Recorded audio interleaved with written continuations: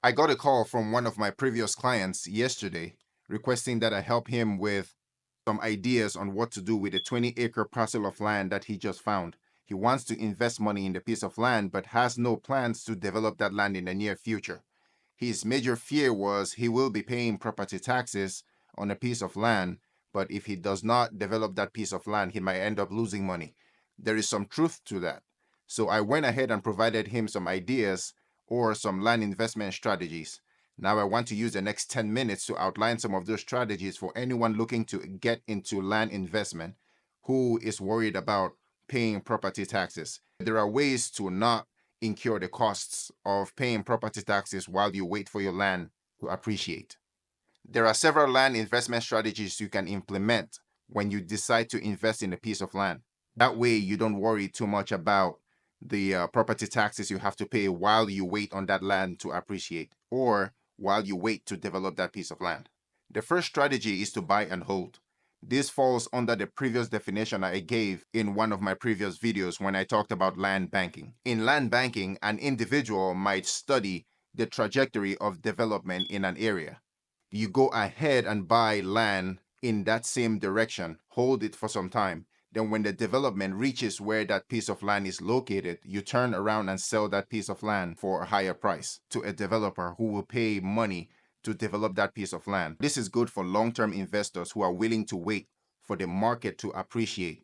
Now, the downside to this kind of strategy is sometimes you might have to wait a lot longer because you cannot predict how long it'll take for development to reach the location where the land is. So you might tie up your capital there for a very long time before developers will be willing to buy that piece of land from you to develop it. The second land investment strategy is land flipping. Now, the way this strategy works is you buy an undervalued land from an individual who is looking to relinquish his piece of land, maybe because he has some financial struggles.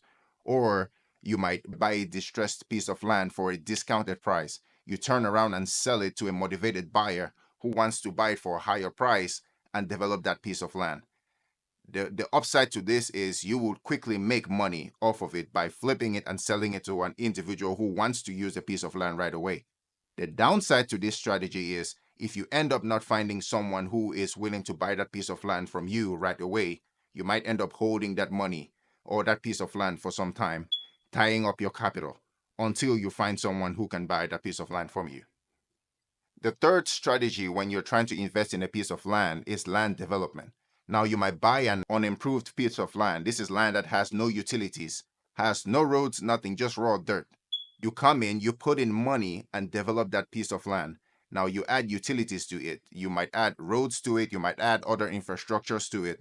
The upside to this is developers are willing to pay a premium when they buy land that is ready for development. So they don't have to put in extra amount of money and they don't have to waste time to develop that land for their project. Now, the downside to this is if you end up not finding a developer, you might end up holding that project for a long time. And also, it costs a lot of money to develop a piece of land or to add utilities to a piece of land. If you invest all that money to add utilities to that piece of land and eventually you have no one to buy it from you, that ties up your capital. But for the most part, real estate always appreciates. So there's a chance you might end up getting someone who would buy that piece of land from you and develop it, and you make a profit. Another land investment strategy is subdividing the piece of land. The way this one works is you might buy a huge parcel of land. Let's say you buy a 50-acre piece of land and you subdivide it into individual lots of 1 acre each. You'll find out that each acre after subdividing is cheaper than if you had bought the individual acre of land by itself. So it's just like buying something in wholesale, and you find out that each single piece is cheaper from the wholesale than if you had bought that single piece by itself. So what you do is most buyers can afford a single acre of land instead of 20 or 50 acres of land. Now, if you subdivide it, you'll be able to get individuals who can buy an acre of land each from you, but you sell it at a higher price than the actual value after you subdivided it from the parcel that you initially bought. Now, that will give you some profit after you sell each individual piece. Buying land and leasing it for agricultural or commercial use is another way to not worry about the property taxes you will be paying if you buy a piece of land and have no plans of developing it in the near future. Now, the way this one works is you buy a parcel of land, you might lease it out depending on the location of that piece of land, how fertile the soil is. You lease that land to people who are willing to grow crops on that piece of land. They pay you for using your piece of land for their agricultural activities. Now, the money you make from that lease, you might turn around and use that money to pay your property taxes. Now, you do this while holding the land for a very long time. The longer you hold that piece of land, the more the market will change and you will see an appreciation in the value. Over time, you might turn around and sell that piece of land to someone else, maybe a developer who is willing to use that piece of land, or you might just hold it for a long time for generations to come. Now, you just don't have to worry about the property taxes you will be paying for that piece of land because someone else is renting it or is leasing it from you to run their activities on them. Timberland investment is one of the overlooked land investment strategies, especially here in the United States or all over the world. So, the way this one works is you might buy a piece of land that is heavily forested and you wait for the trees to grow and mature. You turn around and harvest that timber and sell it to companies who would put it to use. Now, this is one really good way to generate income. The income you make from the sales of that timber may serve as your property taxes and even give you more money on top of what you're actually paying while you wait for that piece of land to appreciate. There is a chance that piece of land is going to appreciate, or the value of that piece of land is going to appreciate a lot steeper because of the natural resources that are on that piece of land. And the natural resources I'm talking about is the timber, the forest, the timber itself. It's of high value and it's in high demand. Mind you, the value of timber fluctuates up and down, so you have to time the market really well. You wait when the market is down and you harvest and sell when the market is rising. When the prices are going up, you would definitely make a profit from the sales of that timber. Another strategy you can use to invest in a piece of land is buying land for recreational use. Now, land for recreational use is in high demand. Some people like to hunt, some people like to fish. So, if you buy land in an area where you can use it for recreational use, you can actually monetize that piece of land and lease it out to people who will go there and hunt, or people who would go there and use the water that you have on that piece of land for fishing and other touristic activities. Now, when you do that, the money you get from there, you can use it to pay your property taxes and sometimes even keep some as extra income. The downside to this is sometimes recreational uses of a piece of land might be seasonal. So there will be some points during the year where demand for your piece of land will be less, but there will be times where demand will be high. So you just capitalize on the times where your demand is high, make as much money as you can. Then during the downtimes, you just wait. Investing in lands that have mineral rights and water rights are an excellent investment strategy if you're looking to buy a piece of land with no plans of developing them in the future.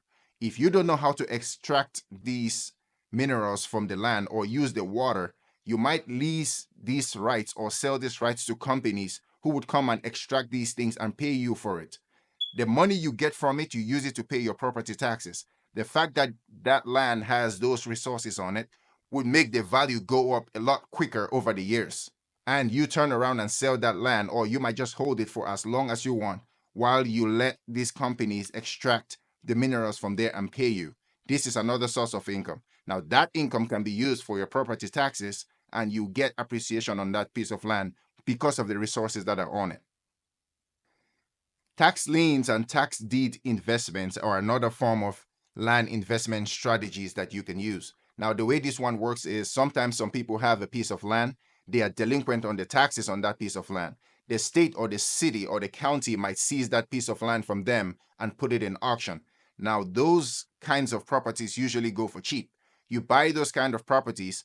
Now, what happens is you might buy those kind of properties and turn around and resell it to the original owner who did not want to lose that piece of land. Now, if you're a business savvy, you will sell it for higher than what you actually bought it for. Now you make a quick profit. Or you might just hold it and sell it to someone else at a higher value. Now, most of the time when you buy these kinds of land, you always buy them for lower than the actual value of the piece of land. Now, when you evaluate this piece of land and you sell it to someone who sees the value and wants to use it, you always sell it for a premium, for higher amount of money. Now you make a profit. Speculation and betting on zone changes is another strategy to invest in a piece of land. Now, every time there are zone changes, there is a chance that the piece of land is going to appreciate in value. So, what people typically do, or what you might do, is you buy a piece of land and speculate that there will be zone changes in that area. Now, when the zones change, you turn around and sell that land for a lot more money than you actually bought it for. The upside to this is you will make a profit when you sell that land. But the downside to it is you might not know when the zone changes might occur. Changes made by the government might take a long time. So you might end up holding that piece of land for a very long time before you see those zone changes. Now, when those things change, you turn around and sell it. Now, buying land for personal use is not a bad strategy. You can buy land and develop it yourself. You can buy land and build your own house on it. Or you can buy land and put your own agriculture on it. Or you can buy land and create a garden or create an orchard or whatever you want to do with that piece of land. Now, there is a strategy that varies from state to state. So every state you're in, you have to talk to a lawyer or find out about the laws of that state. This is called ag exempt. This is agricultural exempt. Now, the way this works is you can buy a piece of land and you put cattle or some animals on it. The type of animals you put on that piece of land to give you that tax exemption vary from state to state. So that's something you have to look into. Now, in this case, that land will be taxed based on the agricultural production of that land instead of the actual value of the piece of land itself. If you put cattle on that piece of land in 5 of the last 7 years, it might decrease your property taxes by about 90%. Now, like I said, it varies from state to state. If any of these jump out at you and you want to know more about a specific strategy, feel free to send me an email. My email is linked in the description below. If you think this video has been useful to you, feel free to like, leave a comment, and subscribe to this channel. I am going to be putting out more educational videos in the future. See you on the other side. Thank you.